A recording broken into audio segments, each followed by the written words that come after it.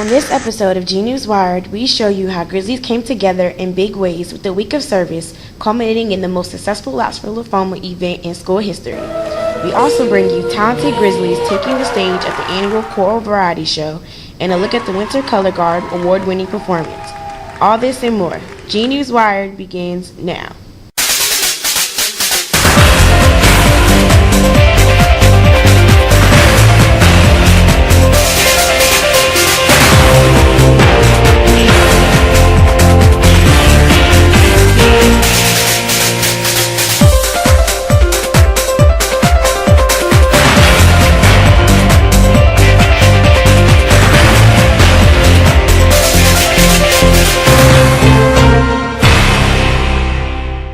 Hello students and staff of Grassfield High School. I'm Sarah Thaw. And I'm Emma Wright, bringing you your third edition of GNews Wired. Today's show is written and produced by Grassfield High School photojournalism students. We are bringing you an in-depth look into our community of excellence. Grassfield course students showed that they had the Grizz factor as they wowed the audience and judges alike at this year's variety show. GNews reporter Gabrielle Cowan got in on the action. Welcome to this year's annual variety show called the Grizz Factor. Students and parents, along with the rest of the community, came together for a night of entertainment and fundraising. There were solos, duets, trios, and group performances. We had some classic songs. Some people sang Whitney Houston, Adele, Gavin DeGraw, a little bit of country in there. A lot of people danced. We had a pencil and ground group. Certain ensembles stood out to the judges and to the audience. I'm Leah. I'm Nyla. I'm Harriet. I'm Lucy. And I'm Zari. And we're the opposite direction. Well, we're singing Little Things by One Direction. And we're so nervous.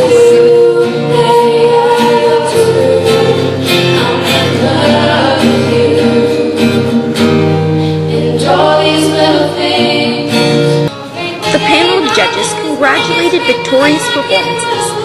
Harmony, melody, and class. And criticized those not so successful.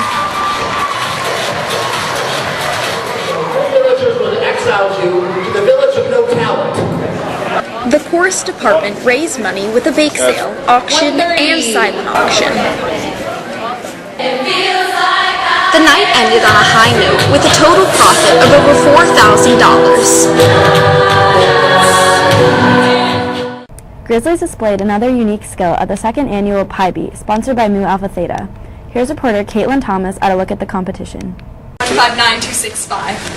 Thank you. 65.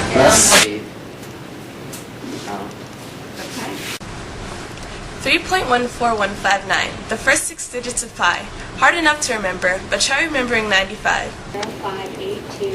First place winner Bailey Cordoza, along with many other contestants, tried their hardest to remember the never-ending numbers of pi, while judges followed every digit and contestants cheered each other on. I was able to recite 95, but that was after a mess-up, and so I have 130 memorized. On March 14th, Mu Alpha Theta hosted the second annual Pi Bee, where some participants came out for extra credit and some came for a chance at the Pi Bee trophy. I mostly participated in the Pi Bee because I'm part of MAT, our Math Honor Society, Mu Alpha Theta, and it's part of my participation in the club, and I just thought it would be an interesting experience because I've never been in the Pi Bee. A totally different kind of competition took place here at Grassfield, as the Winter Guard hosted their final local event of the season. Here's reporter Haley Livenbaum and photographer Josh Wax.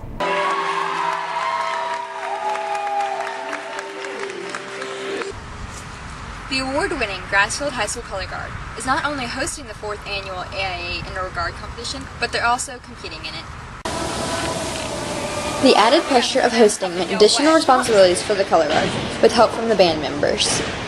The Color Guard themselves had to practice that day, but they also had to set up, make sure everything was ready for the judges. They also hoped to wow the judges with their unique performance of their show, Insecurities. This year's show is about realizing all your insecurities and discovering how everyone is truly beautiful.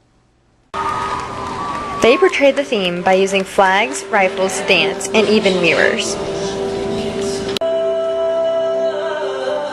After a long day of preparation and performance, the Grassfield Color Guard placed second overall in their last local show of the season. But their season is still not over. They have to take on their biggest challenge yet. I'm really excited to go to Dayton, Ohio this year because this is the first time our guard has been able to go to a national level like this, and I'm really excited to perform with other guards throughout the entire United States. Good luck to the Guard as they travel to Dayton, Ohio for the WGI World Guard Championships in April.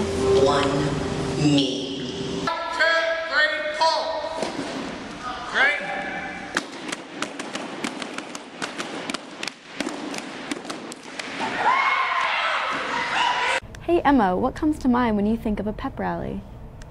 It's when a whole school gets together before an athletic event to energize the team to beat the opponent. That's true, but at this year's service rally, our goal wasn't to motivate our athletes to beat another school, but instead to inspire everyone to join the fight against lymphoma. Reporter Brianna Scott and photographer Rhiannon Nguyen covered the event.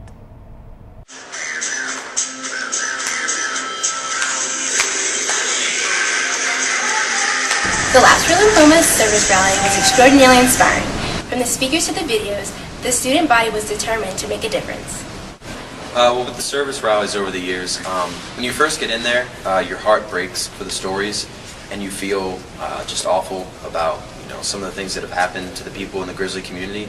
But by the end, your sadness kind of turns into a desire to be productive, and you really want to help. And instead of feeling sad, you remember that, but then you use that energy, and you really just want to give back. The idea of giving back began in 2010 with a simple idea to honor an amazing woman. Labs for Lymphoma started as an endeavor to raise awareness for lymphoma cancer and research that needed to be done. It was the brainchild of Jordan Miller, one of our students who was in the SCA. He came to me with the idea and made a little sales pitch, and I was sold on the idea. But in order to get the rest of the student body as equally enthusiastic about the event, the SCA put on a fun-filled show with unique forms of entertainment. That even got some of the school's administration and faculty members involved.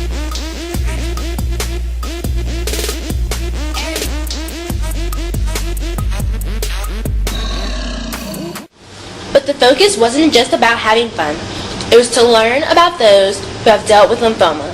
Thank you for the positive impact that you make each and every day, not just during service week, but each and every day. Seeing how much school spirit Grassfield has really opened my eyes to how much they care for the community.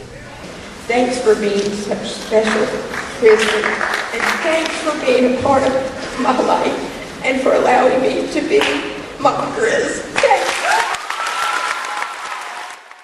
And a big thank you goes out to everyone who not only attended the service rally, but who then took action by participating in the second annual service week. Reporter Brittany Banks and photographer Brittany Perry give us an in-depth look at this week-long event. As Service Week began, Grizzlies supported anti-bullying by sharing smiles, compliments, and wearing blue. I actually decided to wear blue today because I feel really deeply about this issue. I was bullied in middle school, and so I'm very against it. I actually wore this shirt today because I was in the men's choir in middle school, and it was one of the reasons why I was bullied. On Tuesday, Grizzlies donated toiletries for teens and battered women's shelters.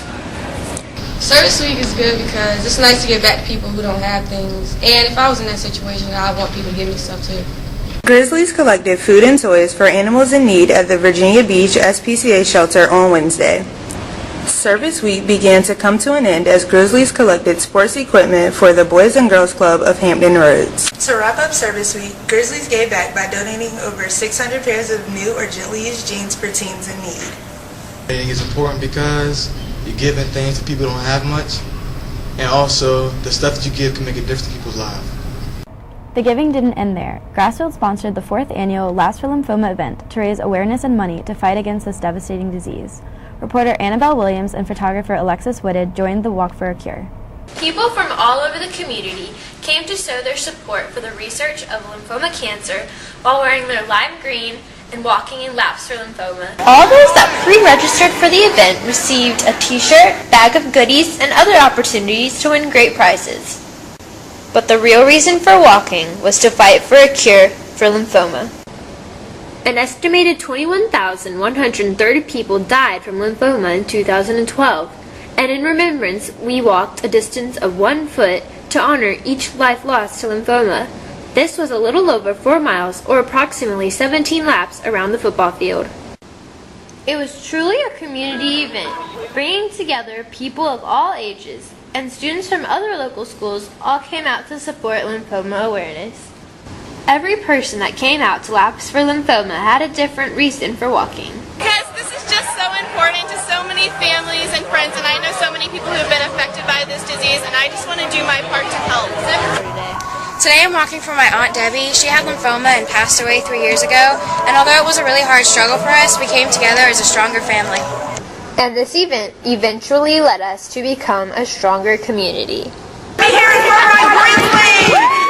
The event raised $18,525.89 for the Lymphoma Research Foundation, bringing the 4-year total to almost $50,000. With your help, Grizzlies continue to give back in big ways. Thanks for tuning in to GNews Wired. Be sure to join us for our next episode. I'm Sarah. And I'm Emma. See you next time, Grizzlies.